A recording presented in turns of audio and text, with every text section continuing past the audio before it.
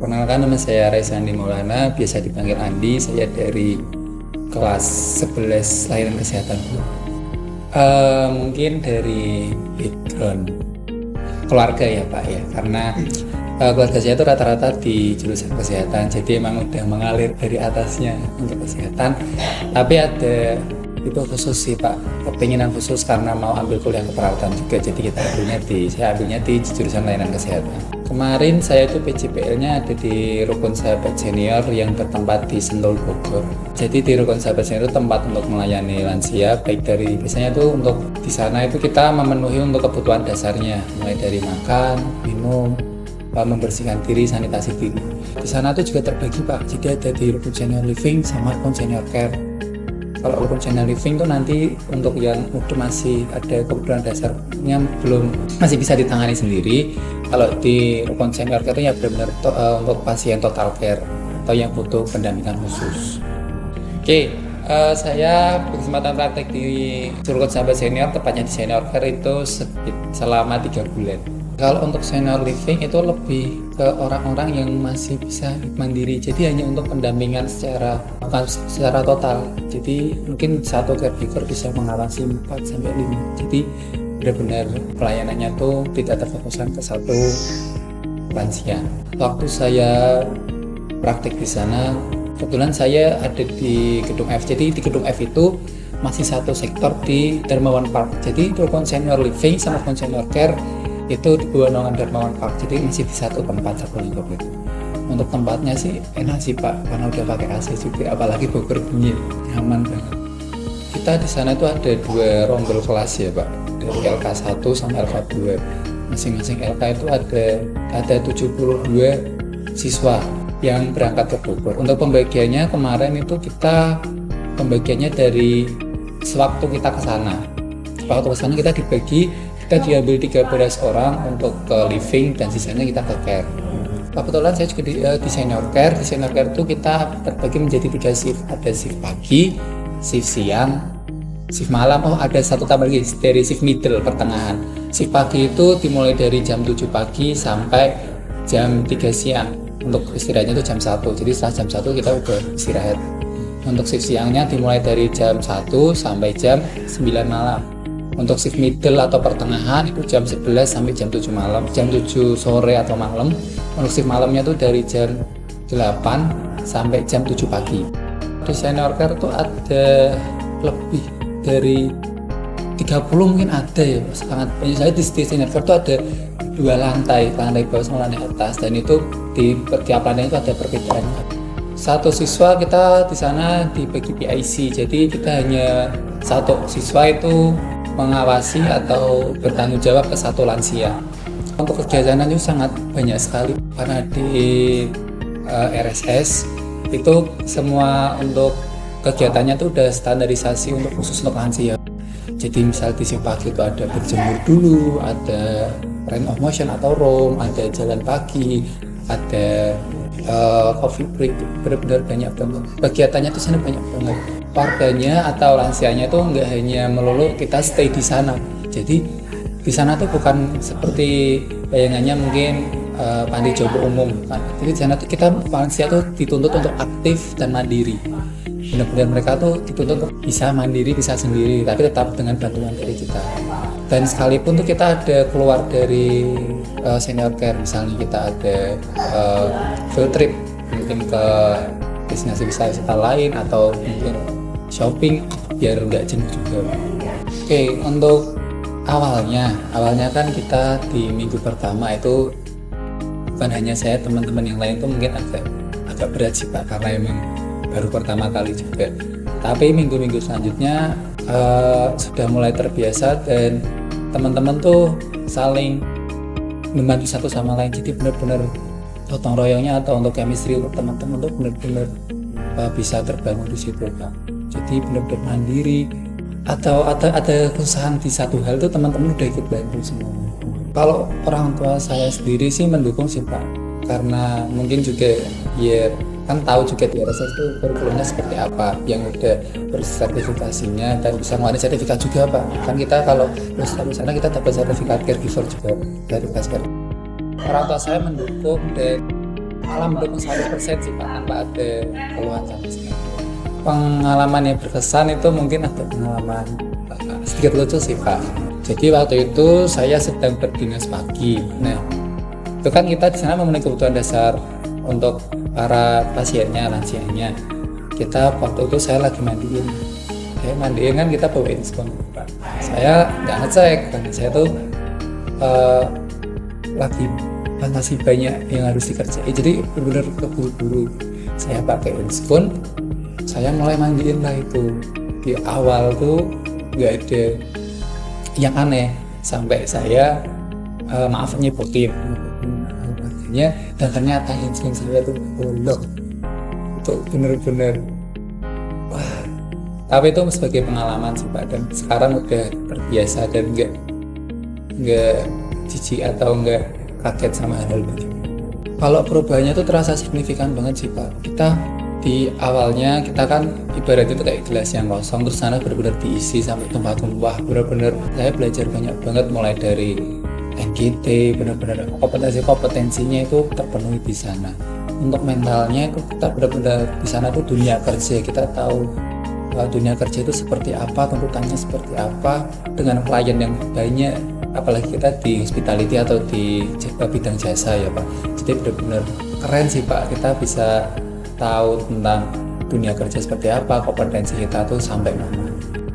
Mungkin nggak banyak sih Pak, kalau ejangannya kita pertama niatin mental sih Pak, mental, terus niat. Kita berani ambil resiko. Di RSS emang jauh sih Pak, di Bogor dari Semarang tuh jauh banget, tapi setelah kalian datang di RSS, saya yakin kalian bakal dapat banyak ilmu yang bisa kalian dapetin di sana yang nggak kalian dapetin di daerah-daerah dekat sini, karena benar-benar sana tuh pengacuan di semua jurusan pelayanan kesehatan caregivernya di sana. Benar-benar kalau berani ambil resiko, saya saranin ke RSS. Sama mungkin satu sih Pak yang harus benar-benar diperhatiin, menyiapin indera perasa, karena di sana tuh makanannya asin semua.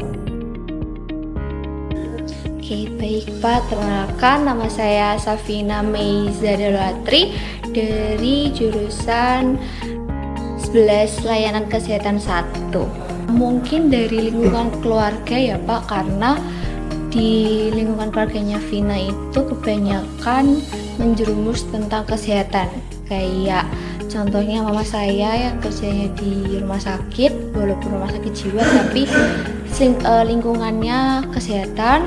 Lalu ada kakak saya yang ngambil gizi, dan saya emang dari dulu kecil emang pengen jadi perawat, karena menurut saya dengan jadi perawat itu bisa membanggakan untuk diri sendiri sama membantu orang-orang yang bisa saya bantu, walaupun kayak adanya saya bisa bantu orang lain dengan sekuat tenaga saya gitu.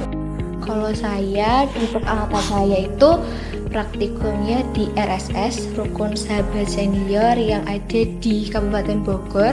Itu saya praktikumnya dapat bagian di senior living, yang artinya sebagian besar ada lansia yang sudah demensia dan ada lansia yang masih mandiri, dalam artian beraktivitas, melakukan hal-hal yang semampunya dan bisa sendiri. Dia lansia itu akan melakukan itu sendiri. Kalau di RSS kan satu PT ya Pak. Sebenarnya itu awalnya itu namanya Darmawan Park, yang isinya tuh bukan RSS saja, tapi ada kayak hotel, ada kayak tempat villa, terus tempat pokoknya banyak. Dan itu di Darmawan itu ada salah satu RSS untuk menjaga atau membantu para lansia yang emang sudah membutuhkan bantuan dari kita semuanya. Di Kabupaten Bogor Bapak, di Sentul ya.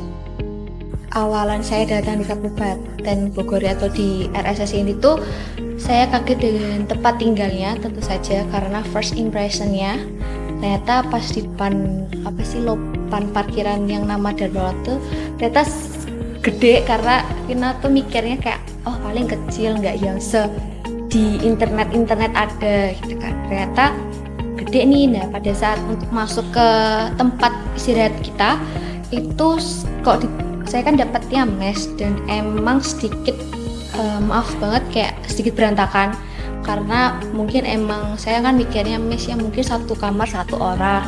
Dan ternyata satu kamar itu bisa banyak orang.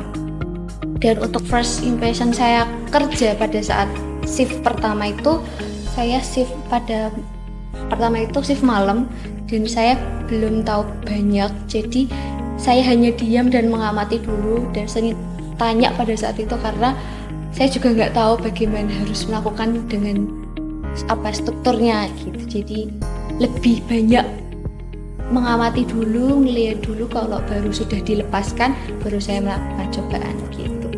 Senior living itu sebenarnya seperti kayak hotel. Jadi bedanya hotelnya ini tuh versi untuk lansianya saja. Jadi di senior living itu ada 2 tempat, yang satunya bisa tidur di menginap di hotelnya itu, satu bisa pulang pergi. Jadi kayak aktivitasnya saja di senior living.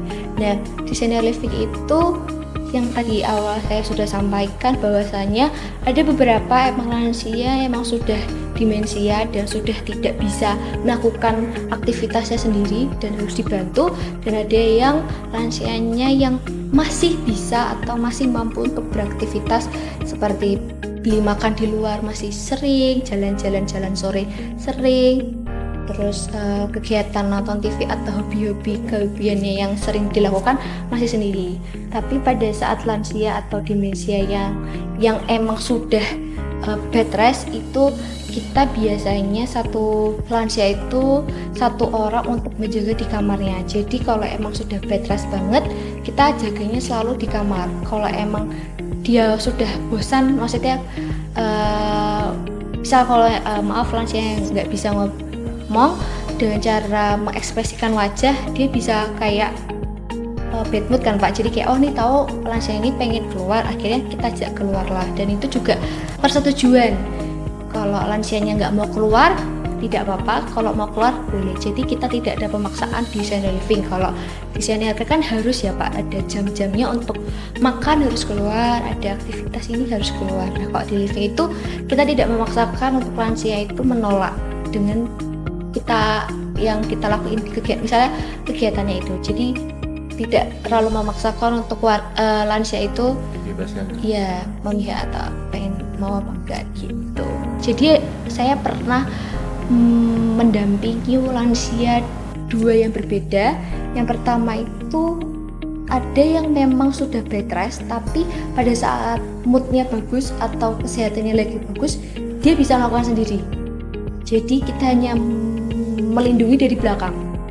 Nah, kalau terus tiba-tiba lansia ini moodnya lagi jelek atau lagi sakit, lagi penyakitnya lagi kumat, itu kita benar-benar membantu. Kayak misal pada saat mau memandikan dari kasur ke kursi roda atau kursi itu kan harus dibopong. Jadi ada cara untuk membangunkannya, dan itu kalau emang nggak bisa sendiri bisa minta tolong dengan teman untuk membopong atau membangunkannya ke kursi. Terus ada satu warga yang emang cuman pengen ditemenin pada saat malam hari. Jadi dari pagi sampai sore itu ada yang nggak mau atau enggak udah masih bisa gitu. Nah pada malam hari ini untuk membantu pada saat ke toilet. Jadi ke toilet itu biar dia merasa aman, karena kan warga kan sudah rapuh ya tulangnya, jadi kayak agak gonjang-ganjing, jadi dia merasa kurang aman, jadi minta tolong untuk seringnya saya untuk mengawasi lansia itu biar kalau pada malam hari pada saat lansia terbangun dibantu untuk menjaga dari belakang. Tapi yaitu di lansia di senior living itu kalau kebanyakan kalau malam hari tidur, cuman beraktivitasnya itu pada saat pagi dan sore. Siangnya itu ada jam tidur siang dari jam 1 sampai jam 12 sampai jam setengah 3. Jam 3-nya langsung mandi, coffee break dan sebagainya. Mendapat komenannya bagus karena saya mengasih tahu atau mengkabari orang tua saya dengan hal yang bagus, karena kalau saya ngasih tahu hal-hal yang buruk takutnya bikin pikiran, karena tapi alhamdulillahnya untungnya saya mendapatkan di senior living, jadi tidak sebegitu beratnya di senior care, jadi dapat dukungan juga, karena kan saya juga di sana juga pengen banyak belajar. Walaupun emang nggak ada job desk untuk suruh insulin, suruh ngasih atau ngasih obat-obatan yang emang belum kita belum disuruh untuk melakukan itu, tapi saya mendapatkan hal itu di sana dan diperbolehkan. Awalnya emang tidak diperbolehkan, baru diamati dulu dan sebagainya, baru dipercobakan sekali 2 kali, dan saya menceritakan itu kayak oh yaudah alhamdulillah gak apa-apa. Tapi saya keluarga mungkin karena mungkin saya anak satu, anak tunggal, jadi kayak disayangi banget, jadi kayak gimana kabarnya kalau sakit bilang aja, maksudnya nggak harus ini tuh kan nggak kayak kerja, jadi kamu bisa kalau sakit ngomong. Terus pada saat kan pernah orang tua ke Bogor melihat Darmawan, oh ternyata bagus ya, maksudnya nggak orang tua kira yang sekumuh itu atau yang kayak panti jompo pada umumnya gitu kan ya, mah maksudnya dengan harga ada kualitasnya gitu. Oh yaudah, terus saya pernah nyeletus kalau semisal nih Vina ditarik makan di situ, apakah mama memperbolehkan? Baliknya ke saya Pak, karena saya udah ada 3 pengalaman dan menurut saya ini tuh sudah cukup banget untuk di sana. Mungkin saya pengen mendapatkan pengalaman yang lainnya karena biar lebih luas. Oke lah, katakanlah di rukun senior living itu sudah banyak, cuman kan pasti di luar lainnya juga pasti memiliki pengalaman atau ilmu yang berbeda-beda. Akhirnya saya bilang nggak mau, aku mending cari pengalaman yang lain yang lebih luas, kayak contohnya praktikum di puskesmas bisa, atau nggak di panti jompo yang lainnya, tanpa harus ngulangin lagi ke Bogor gitu. Yang pertama itu mandiri Pak, karena kan saya anak tunggal. Oke lah, saya di rumah juga disiapin, jadi kayak pada saat di sana saya harus berusaha mandiri dengan contohnya yang kecil banget, nyuci piring, cuci baju, bersihin dan sebagainya. Itu emang nggak kaget, cuman kayak ngerasain sendirian itu ada perubahan gitu loh Pak. Jadi yang anak yang nggak begitu bersih, magang itu harus jadi bersih dan sebagainya. Terus mengatur emosi, karena di sana kan nggak cuman saya doang yang praktikum, ada beberapa temen yang ternyata sifatnya seperti ini, bahwasanya pada saat di sekolah sifatnya baru taunya pada saat di praktikum. Jadi kayak akhirnya harus mengelola emosi, bahwasanya jangan sampai orang lain itu sakit hati dengan omonganmu atau gimana, karena pas udah tahu sifatnya ternyata anaknya nggak bisa diajak kerjasama nih. Nah itu pas itu Vina pusingnya banget karena ada satu masalah yang harus diselesaikan dengan baik, karena takutnya satu pihak ini bisa marah, satu pihak ini harus nanti malah marah ke saya karena saya salah ngomong dan sebagainya. Dan itu yang bikin ternyata magang itu nggak cuman cari ilmu aja, tapi cari gimana caranya kamu berdiskusi dengan temanmu tanpa orang lain tuh sakit hati gitu. Jadi itu pada saat bulan-bulan akhir itu banyak masalah yang datang, dan untungnya selesaikan sebelum pulang ke sini, udah selesai akhirnya damai. Dan pas pada saat di sana ternyata magang di sini tuh nggak cuman tentang ngurusin lansia, dengan lansianya yang banyak banyak reaksi kayak marah-marah atau pukul-pukul dan sebagainya yang tanpa dia sadari karena demensia itu. Tapi bahwasanya juga teman kayak sangat perlu, karena pada saat kita punya masalah, misalnya teman saya punya masalah, nah cerita ke saya, dan saya kan pasti harus membantu untuk masalah itu tidak membesar. Karena praktikum ini contoh ada yang kayak aku tuh capek banget Ki, aku pengen stop, aku pengen udahan, pengen pulang. Nah itu gimana caranya Vina untuk mencoba menetralkan, ayo bisa, jangan sampai putus, kayak bahasa Jawanya man-eman, kamu udah di sini masa mau pulang tanpa ilmu yang banyak, ilmu yang dikit doang, kasihan orang tua kayak. Jadi Vina kayak saling membantu gimana caranya buat mensupport dengan cara hal-hal yang kecil itu sangat-sangat berarti buat lingkungan di teman-teman saya. Contohnya kamu gelas dan kamu ke praktikum itu airnya, jadi kamu ke sana itu kosong, jadi kamu sana untuk mencari ilmu buat apa ya, sebanyak-banyaknya setumpah-tumpahnya. Dan saran saya kalau praktikum itu jangan berharap apa-apa, karena kan kita nggak tahu ya Pak, maksudnya kita di sana kita bakal mendapatkan apa atau kejadian apa yang alami dan nggak bakal tahu kita akan terjadi apa. Jadi kalau semisal ada masalah atau sesuatu yang terjadi, dipikirkan baik-baik, jangan langsung mengambil keputusan yang langsung terjadi. Nah, takutnya pada saat kamu sudah mengambil keputusan itu, pada akhirnya bisa jadi ada yang salah atau kayak jadinya nyesel, kok aku jadi milih ini ya, padahal aku bisa milih ini. Nah, saya juga ngalamin itu karena kayak aku nggak di senior care ya, maksudnya kenapa aku nggak senior care padahal aku mah dapetnya di sini living.